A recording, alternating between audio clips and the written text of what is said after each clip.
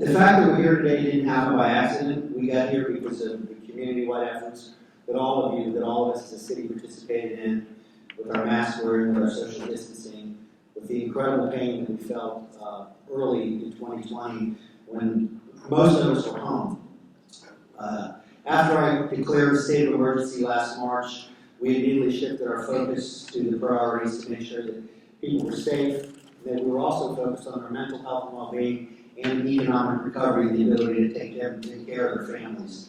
We leveraged emergency reserves and federal dollars for $167 million in CARES Act funds that we were able to utilize helping small businesses, keep people on payroll, housing utility aid, financial assistance to seniors. There's just so many things that our community needed at that time.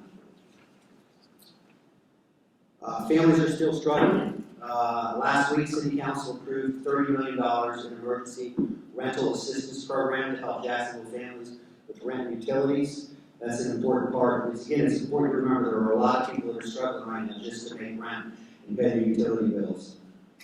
When I joined you last month via Zoom, I mentioned we had a working group of business and community leaders that I convened with John Rood, chairing the organization, to discuss quick actions we can take to spur downtown development. We're looking for singles and doubles that will enhance quality of life quickly in my upcoming budget. They've had 2 meetings so far, and the third is scheduled for Tuesday, March 30th at the main library. If you have any ideas that you want to contribute, please, you can attend the next meeting, or you can email them to Palmer Cooter at palmerk@coj.net. That's palmerk@coj.net. And they'll review the ideas, and they'll get action items that we can take, fund them in the budget, and start making, again, some singles and doubles downtown. Speaking of downtown, I understand that a chamber focus is the Museum of Science and History proposal to move to the Northbank. MOSH has been an important part of this community for over 80 years. It has inspired many generations.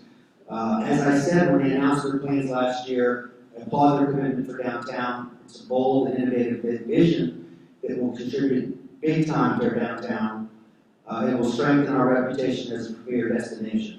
As a demonstration of my support of this move, I included $20 million over the next 3 budget years in our CIP for design and construction related to facility and surrounding amenities. Last thing I want to cover this morning is the Jobs for Jax program I announced yesterday with our City Council President Tommy Missouri and many members of the City Council and the Jacksonville Transportation Authority. If you've seen the coverage of this, you know we're in discussions with City Council regarding using the gas tax, a tool used by many neighboring counties in other major metropolitan areas. By utilizing this source of revenue, it will be shared by all of those who use our roadways. Estimated 96,000 out-of-county commuters will allow us to make significant investments in transportation infrastructure, and it will free up general fund revenue to invest in other priorities such as septic tank removals. We're talking over $1 billion in projects we'll be able to do because of this proposal of the gas tax at City Council. It will create thousands of jobs for Jacksonville citizens. For sure, it won't be popular with certain parts of our community, and I understand that. But I'm confident and I believe this is the best solution for a source of revenue to deal with many of the infrastructure issues we face today. Moving forward, we're just going to keep working with City Council to get this approved, make sure all of their questions are answered, any community questions, any civic organizations' questions are answered, so we can invest in our city the way that we need to.